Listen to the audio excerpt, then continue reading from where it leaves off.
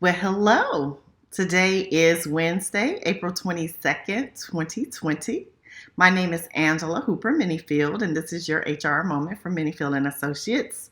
I am trying to stream my video because I figured out it works better that way. But anyway, I hope you guys are having a great week so far. This is midweek. A lot of things are happening. I think probably in most of the meetings I've been to today, including my BNI and other things, a lot of people are talking about as we transition back, right? Some of our cities, some of our states have made decisions to open up some businesses. I'm not going to lie, I do find some of the businesses that have been selected as starting points to be very interesting, but nonetheless, as the saying goes, it is what it is, right? So somebody clearly thinks that bowling alleys, for instance, are something that we need to get back to doing. So I digress. In New Jersey, we are not quite yet there, and who knows when we'll get there, but I know some of you are. So I wanted to talk a little bit, especially to my supervisors and my small business owners, because oftentimes, again, you guys don't have HR departments. And so whatever we can do to help you as you navigate, I want to be able to do that. So it's just a couple of things I really want to talk about today. Now, every state is different. So, and always take anything I tell you on these videos, if it's not clear, as this is what I know to be true based on my experience. Some of it, again, has been from working in the federal government. You know, federal agencies sometimes have different policies and procedures than do private entities. A nonprofit may operate a little different, and states have different rules and regulations. And then, of course, there's federal rules. So what I do know is this: New Jersey has put out the fact that as we begin to go back to work, and we know that we have yet to really confirm that we are on the downturn from this, right? What's going to happen if we go to work and as a byproduct of going to work, we get sick? And when I mean sick with the coronavirus, right? What are you going to do if your employees that you told they had to come back to work, right? They get sick. Can they file for workman's comp, right? Because they got sick at work. Now, they'll say they did. So I look at it this way. There's a couple of things as a manager, because I even had a person one time claim workman's comp because they got pink eye. And they said they got pink eye at work. And of course, as a supervisor, I'm thinking, well, how do you know where you got the pink eye? You really don't know. Another time, someone was bitten by a spider, and they said that they wanted workman's comp for this. So I say this to say, some cases you win, some you don't. We were not held responsible for the pink eye, but we were held responsible for the spider bite. Now, in my mind, unless the person looked at their arm while they was at work and saw the spider, there's no way you can attach that to a work-related claim. But they said when they came to work, they didn't have a spider bite, and when they left, they did. So, okay, for OWCP or workman's comp, that was enough, right? OWCP, Office of Workers' Compensation Program. I say all this to say, people are not, some of them anyway, going to be able to prove it one way or another. But we have to be cognizant of the fact that it's possible.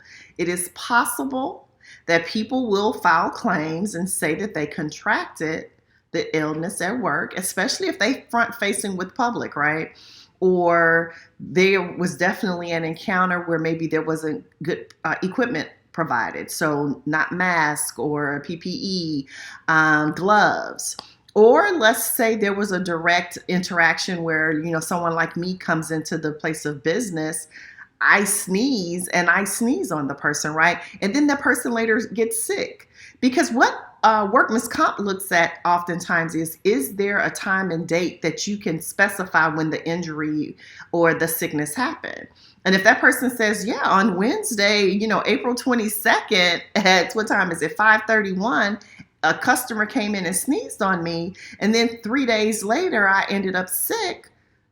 I would argue, and if I were the deciding official for workman's comp, that this person had a work-related injury. So I say this to say, We have to be careful. Yes, governors and mayors and all these other people have said come back to work. Be careful. If you're the supervisor, the owner of a business, an entrepreneur, be careful, right? So, people, we should also understand people's level of comfort. Everybody's not ready. Everybody doesn't feel comfortable enough. And I would also be careful about firing someone or terminating someone that wasn't ready to return, even though you were ready to open the doors. Again, every state is different, so I am not here to tell you that you will win or lose. But what I am telling you is you better find out. Because at the end of the day, the many cases that I was a part of as the defendant representing my organization, I can tell you this. For as many cases as I even won, the amount of money, the time that it spent to defend the position of the agency, one has to ask themselves, is it worth it? You know, in a lot of small businesses, we're talking about now, I'm waving at people, we're talking about whether or not they can handle the lack of revenue. Can they handle lawsuits? You know, how strong is your insurance policy? And I'm talking about your professional insurance, right? Because that what defends you in lawsuits. So again, you're a small business owner. You've been, you know, some of you, you know, have been upset that you've had to close, right? Now I'm not, but that's me. But all I'm saying is when you go back and you force and or tell people or mandate they have to go back, tread lightly. That's just advice. That's just my personal opinion. Again, check your state laws because I know Facebook is global, right? Or your country's laws. But I'm telling you, I know for a fact in New Jersey that it is possible. They don't say definitely, but it is possible that if an employee contracts or gets sick from returning to work, they can file for workman's comp. So if it's possible in Jersey, it may be possible in your state too. So just make informed decisions. And one of the things that I love, one of my mentors says all the time, we put people over profits, right? People over profits. Profits are awesome. And let me tell you, I like to make money as much as the next person. But Angela is never sacrificing her health for a check. And you may say I've never been hungry enough. I would beg to differ. There was a time in my life that, and this is the honest truth, and I actually talked about this when one of my sorors put out a book and I did a Facebook Live with her about finances. There was a time in my life when I was a single parent that I could not buy my daughter $1 hamburger. And was working and had a job, but had been messed over. Ex-spouse do some things with money. Things happen, right? So don't assume that I've never struggled. And if I had $1, I fed her and ate a bag of popcorn for dinner. So don't assume just because I say I won't sacrifice my health for money that I have never struggled. But this is what I know. I can always get more money. I can always get more money. I also know there's a whole lot of y'all out there that love me, right? And if I get hungry enough, you'd bring me something to eat. If I end up in the hospital sick with something, I'm not even just talking about coronavirus, what can anybody do for me? So I also know for my job, I can be replaced. That beautiful daughter that y'all see on my Facebook page named Amber Renee, there is nobody in this world that can replace what I am in her life to her and vice versa. So it's not even a risk for me. It's non-negotiable. And everybody needs to know what theirs are. And if your employees, now I'm going back to my supervisory comments, tell you they are not comfortable coming to work, they are afraid, they have concerns still, you need to listen. You need to figure out how you can best handle it to show compassion and care and also run your operation. And then as it pertains to when we do come back, if you're not affording people that have front-facing jobs, especially, and what I mean by this is they interact with the public. Protection, be careful, because if they get sick, they may, and again, I'm not sure, every state is different, they may be able to file for workman's comp.